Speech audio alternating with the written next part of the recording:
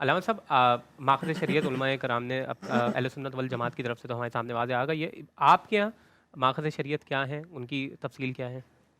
اعوذ باللہ من الشیطان الرجیم، بسم اللہ الرحمن الرحیم، الحمدللہ علیہ وصلاۃ علیہ۔ پہلے تو شکریہ بھائی، بہت عرصے بعد آیا ہوں، بڑی مشکل سے آیا ہوں۔ خیر آپ کا شکریہ، تعارف میں آپ نے تھوڑا سا مبالغہ بھی کیا، لیکن بہرحال دیکھیں، سب سے پہلی چیز تو ہمارے تمام دیکھنے والوں کو، سننے والوں کو سمجھ لینا چاہیے کہ جتنی بھی چیزیں ہیں نا، اس میں سب کا سرچشمہ اور ماخذ جو ہے پہلے درجے میں قرآن مجید ہے، قرآن کے بعد سب۔ ٹھیک ہے، ہمارے یہاں بھی حدیث ہے، اجماع ہے، عقل بھی ہے، قیاس بھی ایک حد میں جا کے آتا ہے، کسی اور معنی میں آ جاتا ہے، اس طرح سے نہیں لیکن کسی اور طریقے سے آ جاتا ہے۔ حدیث کے بارے میں بھی ہمیں یہ سمجھ لینا چاہیے، اور تاریخی طور پہ ہمیں معلوم ہونا چاہیے کہ حدیث پر بھی پابندی لگی رہی 1 صدی سے زیادہ تک۔ تو منصور جو خلیفہ عباسی تھا، خلیفہ منصور عباسی، اس کے دور میں ہجری 143 میں سب ابن حجر اور ابن ظاہری اور اپنا امام مالک، ان کی موطا کتاب سامنے ساری آگے۔ لہٰذا پہلے سب سے پہلے بات سمجھ لینا چاہیے کہ شریعت کا سب سے بڑا ماخذ سرچشمہ، جس سے باقی چیزیں بھی نشد گرفت ہیں، یعنی پیدا ہوتی ہیں ساری چیزیں، سب سے پہلے مرحلے میں قرآن ہے، ٹھیک، اور شریعت نوح سے اس کا آغاز ہوتا ہے۔ ہم نے تمہارے لیے دین کا راستہ مقرر کیا، شرع لکم من الدین ما وصی بہ نوحا، یہ سورہ شورى کی غالباً آیت ہے، وہ حفاظ کرام بیٹھے میرے سامنے۔ ٹھیک، ہم نے نوح کے راستے کو وہاں سے شریعت کا وہی آپ کی طرف وہی کی، وہی وصیت کی جناب ابراہیم، جناب موسیٰ، جناب عیسیٰ کو۔ ٹھیک ہے، رسولوں کو بھیجنے کا مقصد کیا تھا؟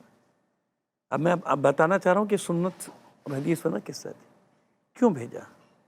لقد ارسلنا رسلنا بالبینات وانزلنا معهم الکتاب والمیزان، کتاب والمیزان، کیوں نبی بنا کر کیوں بھیجا، ہے نا؟ پہلے ہم یہ سمجھ لیں کہ قرآن کیا ہے نا، ماخذ کیوں ہے، نبی بنا کر کیوں بھیجا، رسول بنا کر کیوں بھیجا۔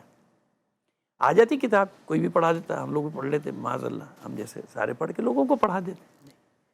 خطا سے بچانے کے لیے کہ جو یہ رسول دے وہ لے لو،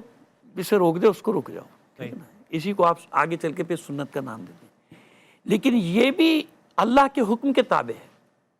بالکل کس کے حکم ہے؟ قرآن کے حکم تابع، اللہ کے حکم کا۔ ظاہر ہے۔ تو یہ ایک اصول ہمیشہ یاد رکھیں کہ جتنی بھی چیزیں ہیں وہ بعد میں ہیں، سب سے پہلے قرآن ہے، قرآن ہی حکم دے رہا ہے، قرآن ہی بتا رہا ہے کہ ان کا اتباع کرنا، کیونکہ یہ جو اللہ کا حکم ہے جیسا آئے گا ویسے ہی پہنچائیں گے، ان سے خطا کا کوئی امکان نہیں ہے، ہے نا۔ یہ کیوں کہا جاتا ہے قرآن میں کونوا مع الصادقین، سچوں کے ساتھ ہو جاؤ، کیوں قرآن مجید بار بار انبیاء کا ذکر کر رہا ہے، رسولوں کا ذکر کر رہا ہے، پیغمبروں کا ذکر کیوں کر رہا ہے؟ یہی سمجھانے کے لیے ان کو جب میں بھیج رہا ہوں تو پہلے ان کی صداقت پہ، ان کی طہارت پہ، ان کی امانت پہ، سب چیزوں پہ یقین لاؤ۔ تو پہلے مرحلے میں قرآن مجید ہے، اس سے ہٹ کے آپ کہیں بھی نہیں جا سکتے، اور اسی نے بتایا کہ نبی جو آ رہا ہے اس پر ایمان، اور کس طرح کا ایمان، یہ جو کر رہا ہے۔ ایسا نہیں ہے کہ دیکھیں نا، ہمارے یہاں ایک عجیب سے کنسیپٹ بعض اوقات آ جاتے ہیں کہ فلاں وقت میں رسول ہے، معاذ اللہ معاذ اللہ، میں نے پڑھا ہے تو عرض کر رہا ہوں، اور فلاں وقت میں رسول نہیں ہے، جب وہی آئے تو ہے، ورنہ نہیں، ایسا نہیں ہے۔ پھر سنت کہاں جائے گی؟ مجھے کیا معلوم کہ حضور یہ جو فعل انجام دے رہے ہیں، قول فعل، فعل رسول، قول رسول، تقریر رسول، مجھے کیا معلوم کہ بھئی یہ کس موقع کی ہے، کس کیفیت کی، کس حالت کی ہے، یعنی پرسنل لائف ہو، کس حالت کی، اجتماعی کس زندگی، حالت، یعنی ہر حال میں وہ رسول ہے، کیونکہ جبھی تو سنت قرار پائے گی نا۔ فعل رسول سنت، قول رسول سنت، تقریر رسول یعنی حضور کے سامنے ایک کام ہو رہا ہے، وہ آپ نے اس کو منع نہیں کیا، آپ کے سامنے ہوتا ہے، ورنہ منع کر دیتے، اس کو کہتے ہیں تقریر رسول، یہ سنت کی تعریف ہے۔ تو یہ ہمیشہ انسان یاد رکھے کہ حدیث ہو یا سنت ہو، پھر سنت کا دائرہ جیسے علماء جانتے ہیں، فقہاء جانتے ہیں کہ ہمارے یہاں سنت کا دائرہ وسیع ہے، کیونکہ وہی جیسے کہ آج تک مسائل پیش آ رہے ہیں نا، جتنے بھی مسائل آگے چلتے جائیں گے تو ہمارے یہاں پھر وہ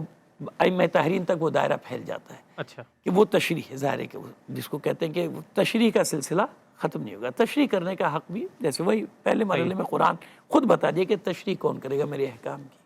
تو اس کو یہ علم دے کر بھیجا ہے نا، کتاب دے کر بھیجا، معیار دے کر بھیجا، میزان دے کر بھیجا ہے، تو یہاں سے سلسلہ چلتا ہے۔ اجماع جو اور مفتی صاحب نے بتایا نا کہ ایسے ہی ہے، کسی ایک مسئلے پر امت کا اجماع ہو، لیکن اجماع کی شرط یہ ہے کہ وہی نص قرآنی کے خلاف نہیں جا سکتے، نص قرآنی کے خلاف نہیں جا سکتے۔ کسی بعض جگہ حکم ثانوی جس کے لیے خود قرآن مجید نے کہیں کہیں حکم دیا ہے، وہ جس کو کہتے ہیں حالت اضطرار، وہ ایک الگ کیفیت ہے، وہ الگ باب ہے، سارے فقہا جانتے ہیں، وہ ایک الگ باب ہے، حالت اضطرار وہ کیفیت الگ ہے، لیکن نص قرآنی کے خلاف اجماع نہیں ہو سکتا۔ اجماع امت کسی ایک مسئلے میں اس طرح سے ہوتا ہے نا، مثلا دیکھیں کوئی ایسا مسئلہ عالمی سطح پہ ہمیں پیش آ جاتا ہے، تمام عالم اسلام کو، مشترک عالم اسلام کو پیش، جیسے حرمت رسول، حرمت رسول کا مسئلہ ہے، ہمارے مقامات مقدسہ کا مسئلہ ہے یار، صحیح، ہمارے بیت المقدس کا مسئلہ ہے، خدا نہ کرے تاریخ میں آیا بھی ہے، ہمارے حرمت کعبہ کا مسئلہ آ جائے، ہوا ہے تاریخ میں ایسا، ہمارے حرمت مدینہ کا مسئلہ، کوئی بھی ایسا جائے، تو وہاں پھر اس کو اجماع امت اس کو کہا جائے کہ یہاں بھی 100% نہیں ہوتا، یہ بھی آپ کو بتا دوں میں، اور علماء میری بات سے اتفاق کریں گے، ضروری نہیں کہ 100% نہیں، اکثریت قاطع ایک اصطلاح استعمال ہوتی ہے، اکثریت قاطع امت کے علماء کی کسی ایک فتوے پر اکٹھا ہو جائے کہ نہیں بھائی اس وقت ساری چیزیں چھوڑو اور اس مسئلے کو دیکھو۔ ساری چیزیں چھوڑنے کا کیا مطلب ہوا کہ وہ جو آپ کے دوسرے فقہی اختلافات ہیں نا، وہ ہیں، یہ ہے، وہ ہے، سب کو ایک طرف رکھ دو اور اس مسئلے کے اوپر آ کے اکٹھا ہو جاؤ، ورنہ یہود و نصارہ تمہیں کھا جائیں گے۔ علامہ صاحب عقل کے حوالے سے بھی آپ سے سوال کرنا چاہتا ہوں،